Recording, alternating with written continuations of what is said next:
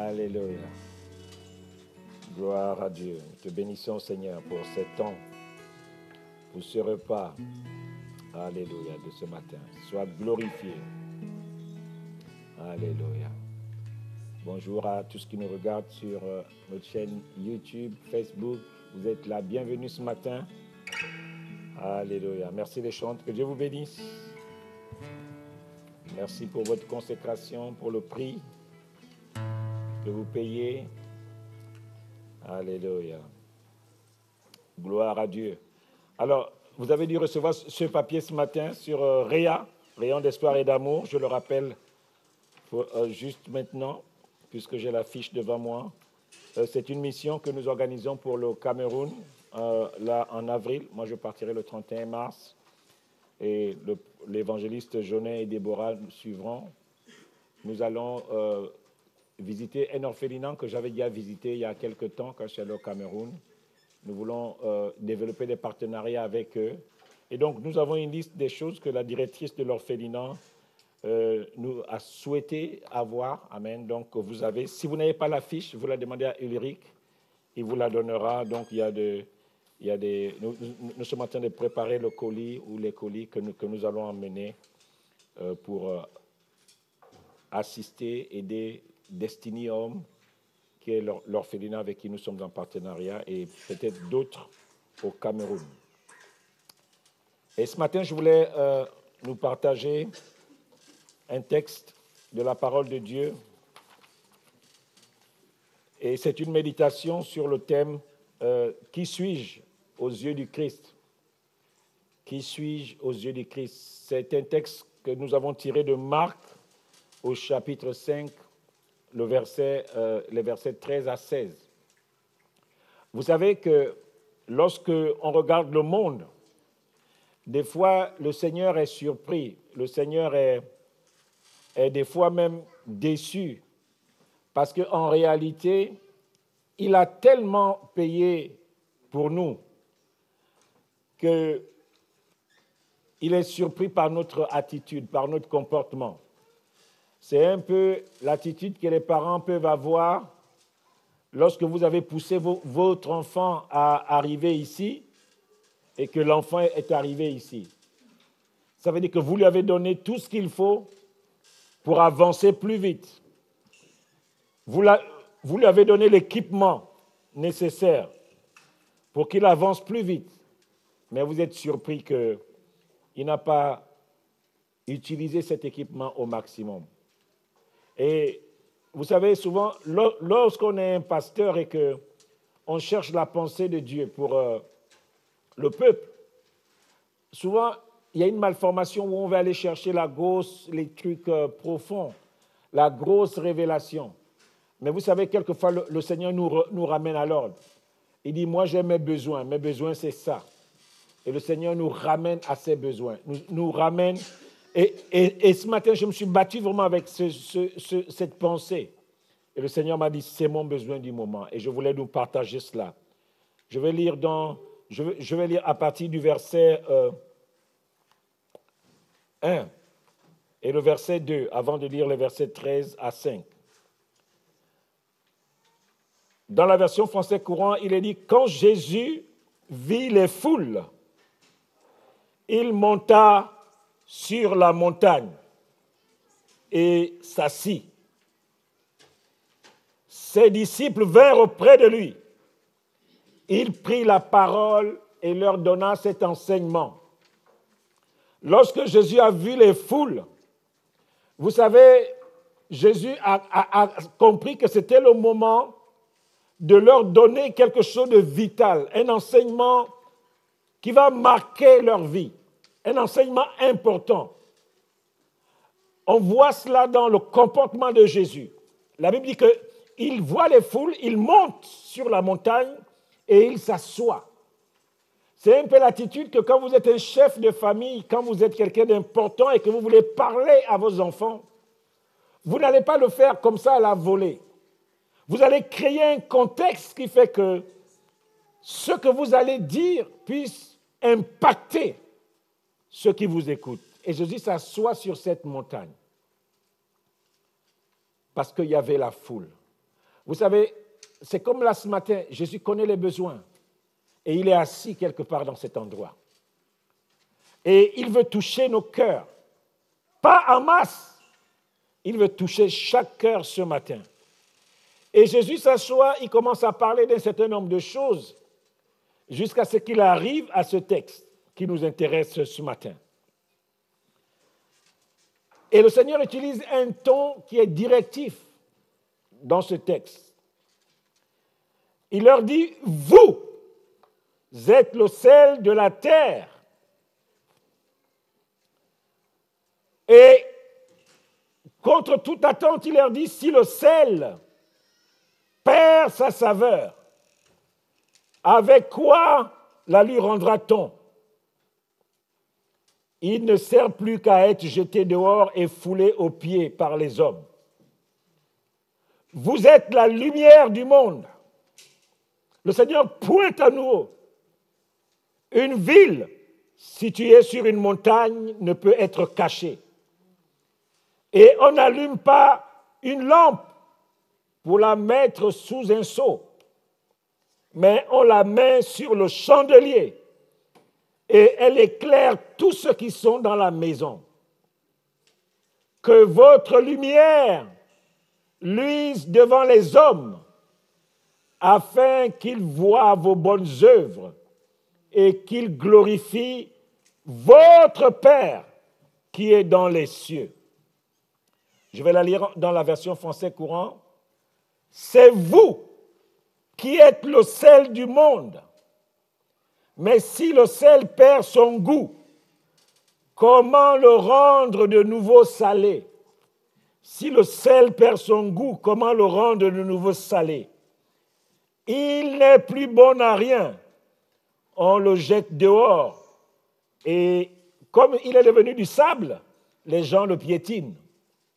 C'est vous qui êtes la lumière du monde.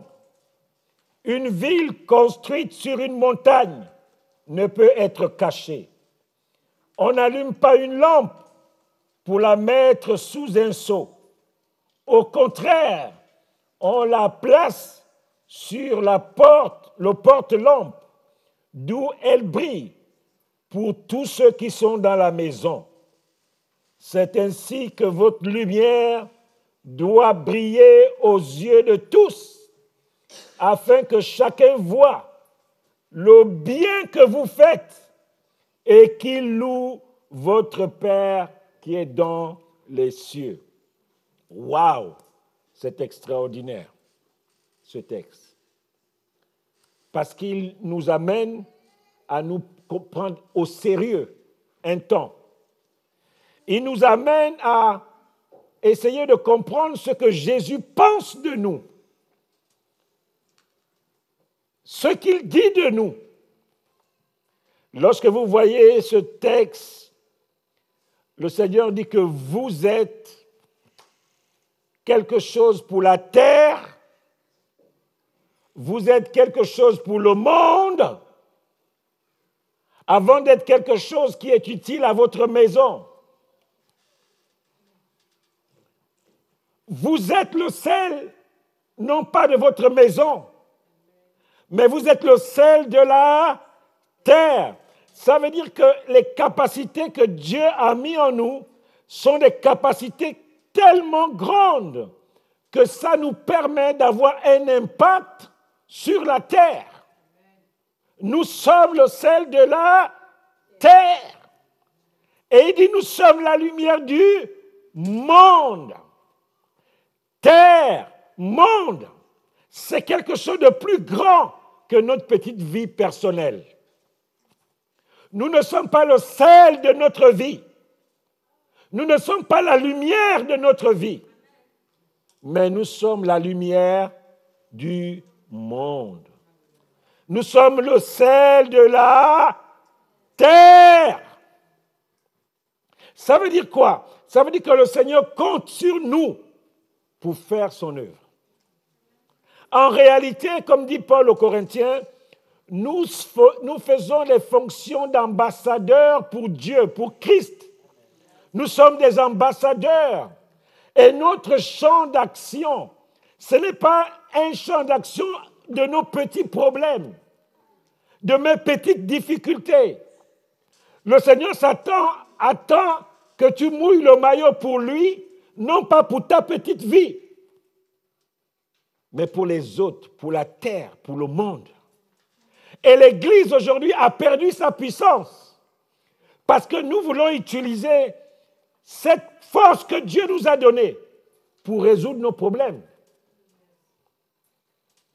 C'est un peu comme si vous mettez un moteur de Caterpillar dans une Peugeot 208. C'est insensé. On n'a pas besoin de ça. Et Dieu nous a donné un moteur de Caterpillar pour travailler dans une dimension plus grande. Mais sauf que nous, en réalité, on croit qu'on a un moteur de 2 chevaux. On ne réalise pas ce que le Seigneur nous a donné. Ce que Dieu a mis en toi, c'est quelque chose qui va au-delà de ce que tu vois. C'est pour cela que lorsque Dieu nous enseigne, il ouvre nos yeux pour élargir l'espace de notre tente. Vous savez, un homme d'affaires, lorsqu'il arrive quelque part, il voit des opportunités. Vous pouvez être au même endroit que lui, vous n'allez pas voir les mêmes choses. Parce que son esprit, son intelligence est exercée pourquoi? Pour voir des opportunités. Et c'est ce que le Seigneur fait quand il nous enseigne. Il n'y a rien qui puisse te limiter. Il dit la quantité de sel qu'il a mis en toi. C'est une quantité de sel qui impacte les nations. C'est une quantité de sel qui impacte les États, les pays, les peuples. C'est cette quantité de sel qu'il a mis en toi. Waouh, Seigneur! Imaginez-vous ceux qui font un peu la pêche et qui ont fait du poisson salé. Il dit, moi je me souviens à l'époque, des fois il nous manquait de sel. Et il fallait aller se réapprovisionner. Mais le Seigneur te dit que la quantité de sel qu'il a mis en toi te permet de faire du poisson de façon infinie, sans plus renouveler tes stocks. Une quantité de sel qui est capable de travailler à la dimension des nations, à la dimension du globe, à la dimension des peuples. C'est ça que le Seigneur a mis en toi. Mais le Seigneur dit quelque chose de particulier ici. Il dit qu'à un moment donné, si ce sel-là ne sert pas, il perd sa saveur. Vous savez, c'est un peu... On a tellement dit des bonnes choses sur vous. Oh, mais tu seras ceci, tu seras cela, tu vas faire ça, je te vois en train de réussir ici. 30 ans après, tu n'as pas démarré. Et 30 ans après, un prophète passe par l'église, te redit les mêmes choses. Tu vas seulement passer ta route. C'est comme les smileys qu'on voit sur ma chaîne. Vous voyez quelqu'un qui se met seulement à courir, il dit que non. Ça fait 30 ans que j'écoute la même chose. Ça a perdu la saveur. Ça a perdu de la saveur. Ça n'a plus de poids. Pourquoi? Parce que la parole qui vous a été donnée ne vous a pas été donnée simplement pour faire du bien à vos oreilles. Mais à un moment donné, il fallait la saisir pour commencer quelque chose. C'est pour ça que le Seigneur dit qu'à un moment donné, ce qu'il vous a donné, ça va perdre de la saveur. Si vous n'êtes pas conscient de cela, ça n'aura plus de goût. Quand au bout de 20 ans, on va te dire que c'est encore possible, toi tu vas regarder 20 ans en arrière, c'est la même phrase qu'on te répète depuis 30 ans, ça va perdre du goût. Et le Seigneur dit que quand ça perd du goût, eh bien, c'est plus utile. C'est plus utile. Ça va servir à être jeté. Le sel, nous le savons, ça donne du goût à la vie, ça donne du goût aux autres. Le sel, nous le savons, arrête la corruption. Si on ne veut pas que quelque chose puisse pourrir, on va le saler pour le garder. Ce sont des méthodes de conservation que les gens utilisaient à l'ancien temps. On salait du poisson, on salait même de la viande pour le conserver le plus longtemps possible. Et nous, le Seigneur lui dit que nous sommes ce sel-là de la terre. Nous avons cette capacité d'aller plus loin que nos petits yeux. Nous pouvons impacter plus loin que ce que nous voyons, que notre propre vie. Le Seigneur veut nous amener ce matin à nous prendre au sérieux. Et le Seigneur rajoute encore, vous êtes la lumière du monde. Pas la lumière de ta vie, pas la lumière de ton quartier, pas la lumière de ta chambre, mais la lumière du monde.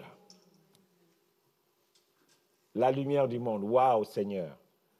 Tu m'appelles donc à travailler à l'échelle du monde. Oui, le Seigneur t'appelle à travailler plus loin, plus haut que là où tu es aujourd'hui. Vous savez, des fois le diable se moque de nous parce qu'il s'est dit, mais Seigneur, quand je vois tout l'équipement que tu leur as donné, aujourd'hui, les premiers chrétiens, ils n'avaient pas la force et les capacités que nous avons. Ils n'avaient pas la parole. Dieu leur parlait par les prophètes et la tradition orale. Donc, ils ne pouvaient pas aller voir un texte pour dire que Seigneur, il y a quelque temps, tu nous as dit ceci. C'est la tradition qui rapportait ce que Dieu avait fait. Ils n'avaient pas de texte. Encore grave, ils n'avaient pas le Saint-Esprit. Donc, ils se battaient avec leur propre force. Mais nous avons le Saint-Esprit qui, lorsque tu as péché, à 10h10, 55 secondes, à 10h10, 55 secondes, il te dit que là, tu viens de pécher. Mais à l'époque, nos ancêtres, ils n'avaient pas ça. Ils pouvaient vivre comme ils voulaient. Le sentiment de culpabilité, quelquefois, venait longtemps après. Vous savez, quand David a fait tuer son général Uri et qu'il a pris sa femme, il a continué de vivre normalement, comme si de rien ne s'était passé. Il a fallu que le prophète Nathan vienne le voir et lui adresse une énigme et il est tombé pieds et mains liés dans le piège. Voyez-vous, c'est une grâce que nous avons. Le Seigneur nous dit ce matin, nous sommes la lumière du monde. Je veux que tu te ressaisisses un peu. Tu essuies un peu tes habits et tu te dis, mais en fait, Seigneur, tu parles à moi. C'est à moi que tu parles ce matin ou tu parles à quelqu'un d'autre? C'est à toi. C'est pour ça que le Seigneur dit, vous. Il dit, vous êtes la lumière du monde. Pendant ce temps, il est assis sur la montagne. Il est là assis, il ne bouge pas. Les gens sont autour de lui. Pourquoi le Seigneur leur parle comme ça? Il sait qu'à un moment donné, il va partir. Et il a besoin d'équiper des hommes et des femmes qui vont continuer son travail. Et ce que le Seigneur leur dit là, c'est des choses lourdes. Il leur donne des secrets. Ce n'est pas comme nous aujourd'hui, on a tellement lu ça et puis on s'est dit, bon, c'est la parole. Non. À l'époque, quand ces gens reçoivent cela, c'est un secret. C'est des clés pour ouvrir les portes des vies. Ces gens-là ne sont pas familiers à la parole de Dieu comme nous. Quand Jésus leur parlait, ils prenaient la parole de Jésus comme étant des gris-gris. S'il faut vous parler dans un langage où vous comprenez. Ils saisissaient cette parole, ils disaient non, ça là, le secret que Jésus vient de me dire là, je vais l'utiliser.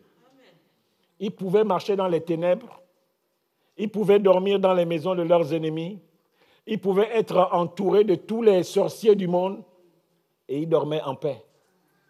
Ce n'est pas comme nous les chrétiens d'aujourd'hui. Dès qu'on te dit que ton oncle est un sorcier, avant d'aller dans sa maison, même de lui dire bonjour, tu vas faire 100 jours de jeûne. Et ils n'avaient pas besoin de ça. Ils savaient qu'ils étaient la lumière du monde. Ils savaient que la maison où ils rentraient, quel que soit l'état dans lequel était la maison, rien que leur présence, ça faisait fuir les ténèbres. Parce qu'ils avaient saisi la parole. Ils avaient saisi la parole. Dans la Bible, à un moment donné, on dit que la parole de l'Éternel était rare. Qu'est-ce que ça veut dire quand la Bible dit que la parole était rare? c'est la parole qui libère. C'est ça qui était rare. Sinon, les gens continuaient de parler. Hein. Mais la parole qui était rare, c'est la parole que Dieu donnait et qui te délivrait. C'est cette parole-là qui était rare. Et quand Jésus parle à ces gens, il leur donne des clés. Il dit, je vous donne une autre clé. Vous êtes le sel de la terre. Ça veut dire qu'en vous, quel que soit l'endroit où vous vous trouvez, vous avez en vous les ingrédients qui permettent d'arrêter la corruption, le mensonge, le vol, le désordre. Tout ça, vous avez ça en vous. Et vous pouvez libérer cela. Là où vous êtes, là où vous travaillez, là où vous exercez, vous pouvez libérer ça parce que c'est en vous. Et j'ai mis ça en vous sans limite. Sans limite. Vous êtes la lumière du monde. Ce n'est pas une lumière qui dépend des piles ou de l'électricité ou des centrales nucléaires. C'est en toi. Quel que soit le lieu où tu vas, cette lumière est claire. Nous comprenons bien qu'il y a une dimension surnaturelle dans ce que le Seigneur est en train de dire. Il dit, une ville située sur une montagne ne peut être cachée. Le Seigneur en fait dit quoi? Il dit que ce que j'ai mis en vous est tel que si vous y croyez, vous allez avoir l'impact qui va avec.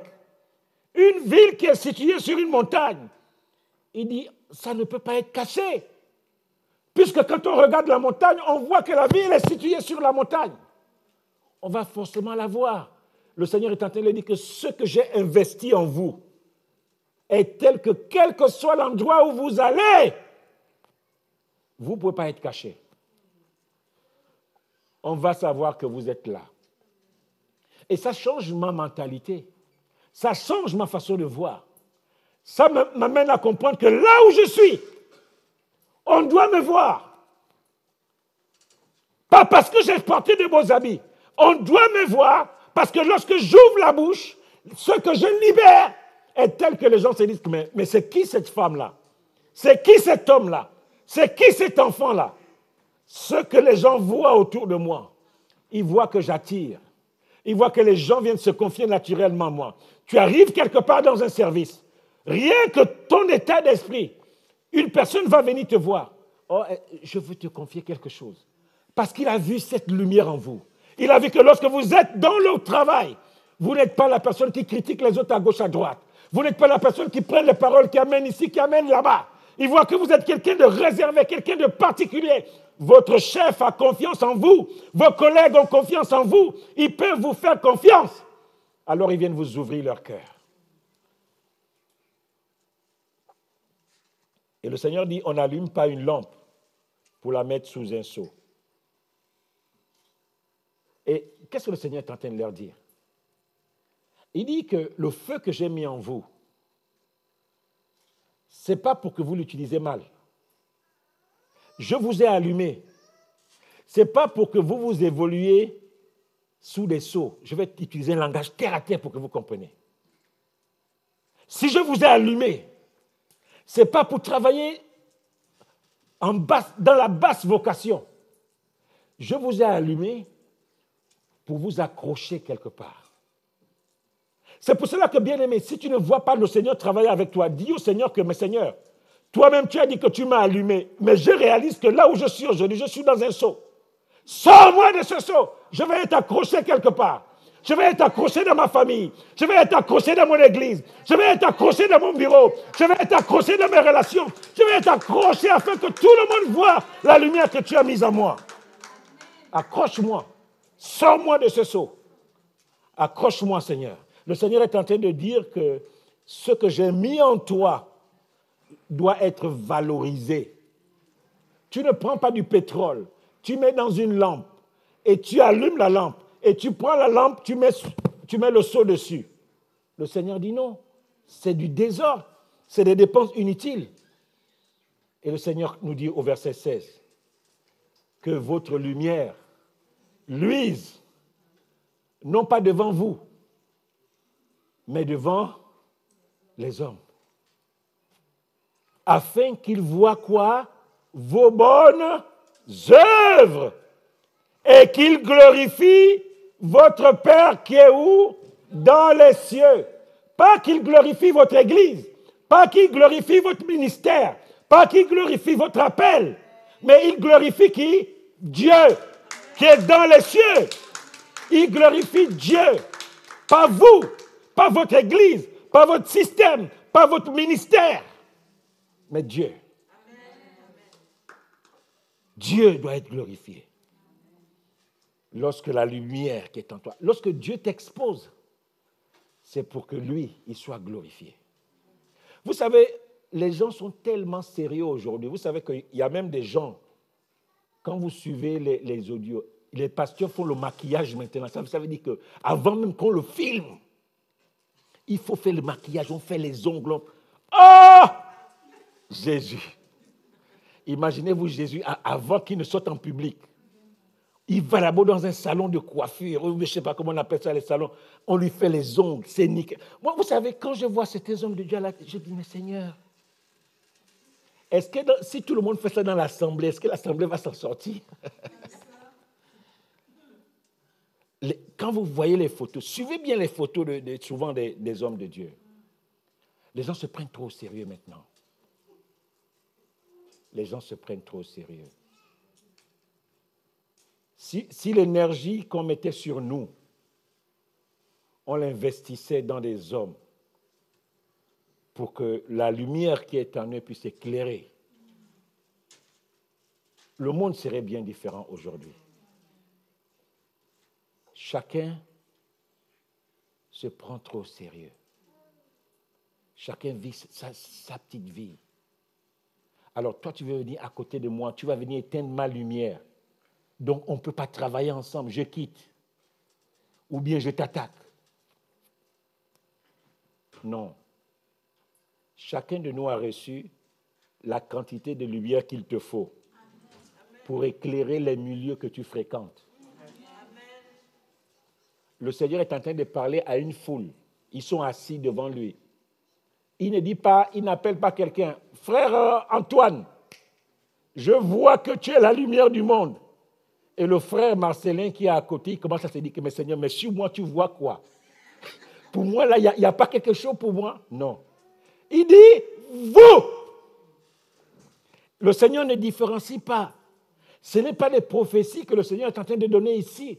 Le Seigneur est en train de libérer des vérités éternelles qui concernent tout le monde, qui concernent toutes ces personnes qui sont assises là.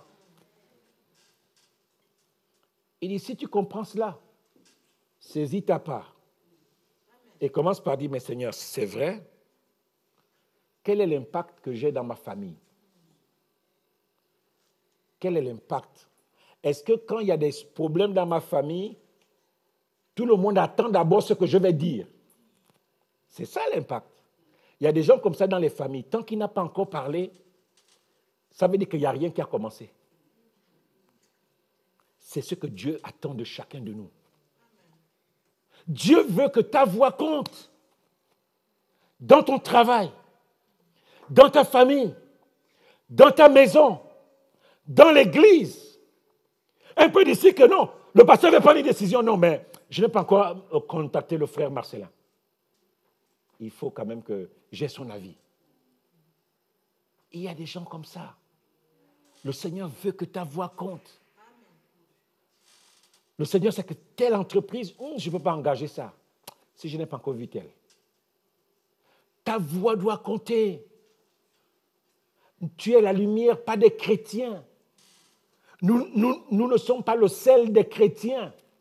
Nous sommes le sel de la terre. Nous sommes la lumière du monde. Nous ne sommes pas la lumière de l'Église. Nous ne sommes pas la lumière de notre cellule de prière. Nous sommes la lumière du monde. Ce que le Seigneur a mis en toi, c'est pour redresser, c'est pour remettre de l'ordre. Prends-toi au sérieux ce matin. Peut-être que dans ta famille, tu t'es mis de côté.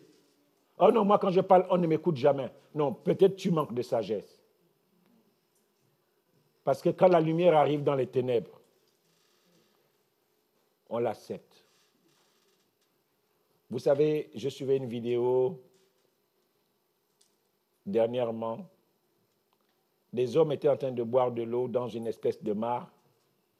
En même temps où ils prenaient de l'eau pour boire dans cette mare, il y avait aussi des chiens qui se lavaient dans la mare, mais c'était une image difficile à voir. Mais vous savez, quand on a soif, on a vraiment soif. Tu peux être la lumière de ta famille. Tu peux avoir un rôle à jouer dans ton travail. C'est ça que je vais te dire ce matin. Parce que tu vas être constant dans ton rôle, dans ton positionnement. La Bible dit quoi? Les gens vont voir tes bonnes œuvres. Cette lumière qui va luire dans leur vie va faire que les gens voient tes bonnes œuvres. Et ils vont faire quoi? Ils vont glorifier Dieu. Quelquefois, nous voulons que les gens voient nos bonnes œuvres, alors que nous sommes dans les ténèbres. Ils ne vont rien voir. Je voulais qu'on puisse fermer les yeux ce matin. Ces paroles, c'est pour nous. Nous qui sommes dans le vous, à qui le Seigneur s'adresse ce matin. Vous êtes, vous êtes, vous êtes, vous êtes. Seigneur, je vais saisir quelque chose ce matin dans ce que tu as dit. Je vais saisir, Seigneur, quelque chose ce matin dans ce que tu as dit. Seigneur, que l'éclat de la lumière que tu as mise en moi, je veux que cette lumière grandisse en moi. Seigneur, je veux me prendre au sérieux. Je réalise que finalement, tu as tellement donné pour moi. Tu as tellement investi sur moi que je veux me ressaisir, Seigneur. Ressaisis-toi ce matin. Quelle que soit l'étiquette qu'on t'a donnée, quels que soient les mots qu'on a affichés sur toi, le Seigneur te dit ce matin que tu es le sel de la terre. C'est toi qui donnes le goût de vivre aux autres. C'est toi, là où tu te trouves, tu peux rendre la vie meilleure. Tu peux arrêter la corruption. Lorsque tu viens quelque part, ta lumière éclaire les ténèbres. Et le Seigneur te dit qu'il t'a donné cette capacité, non pas pour ta petite vie seule, mais pour les autres. Pour les autres. Dieu nous équipe pour les autres d'abord. Et lorsque Dieu est glorifié au travers de notre vie, Dieu se souvient de nous. Il se souvient de toi. Seigneur, je te prie ce matin. Je veux vraiment saisir cette parole ce matin. Je vais saisir cette parole ce matin, Seigneur. Je veux me prendre au sérieux. Le Seigneur te dit ce matin que tu es la lumière du monde. Ah Seigneur, c'est trop grand pour moi. Je ne comprends pas. Essaie de venir m'expliquer cela à mon niveau. Seigneur, je prie pour que tu utilises les mots qu'il faut pour chacun de nous ce matin. Nous voulons recevoir cette parole qui est très lourde pour nous lorsqu'on voit le prix que tu as payé. Tu as dit, je suis le sel de la terre. Seigneur, c'est trop gros pour moi. Je ne sais pas comment prendre cette parole. Pose à Dieu tes questions ce matin. Et il va commencer à te parler. Il va commencer à te montrer comment tu peux être le sel de la terre. Il va commencer à te montrer comment tu peux être la lumière du monde. À ton niveau. Seigneur, viens répondre aux questions ce matin. Que quelqu'un se pose dans cette salle. Mais Seigneur, tu me parles de ça ce matin. Comment je fais? Comment je vois cette lumière? Comment se manifeste-t-elle? Par où je commence? Oui, tes questions sont légitimes ce matin. Pose-toi ces questions. Pasteur, je commence par où? Je fais quoi pour que cette lumière soit visible? Le roi des rois est au milieu de nous ce matin. Il te répond maintenant. Il va prendre le temps de te répondre. Comment je fais pour la rendre visible? je ne savais pas qu'il y avait de telles capacités en moi. Seigneur, prends ma main. Amène-moi là où ce sel et cette lumière va être utile. Là où ce sel et cette lumière va se manifester pleinement. Conduis-moi sur le chemin. Le Seigneur va le faire. Pose-toi toutes les questions ce matin. Parce que lorsque Dieu nous parle, il veut nous amener quelque part. Ne regarde pas ce que tu n'as pas ce matin. Mais regarde le potentiel. Le potentiel, c'est quelque chose qui est en toi, qui ne s'exprime pas encore, parce que tu ne savais pas que c'était en toi. Regarde le potentiel. Regarde le potentiel. Sors de la stérilité. Sors des ténèbres. Il y a quelque chose que le Seigneur a mis en toi. J'ai dit ce matin, il y a quelque chose que le Seigneur a mis en toi. Il y a quelque chose que le Seigneur a mis en toi. Il y a quelque chose que le Seigneur a mis en toi. Il faut que ça bouge. Il faut que ça bouge. Il y a quelque chose que le Seigneur a mis en toi. Il y a quelque chose que le Seigneur a mis en toi. Ça doit bouger. Oh, les beaux chéqués, les beaux sandalabaya.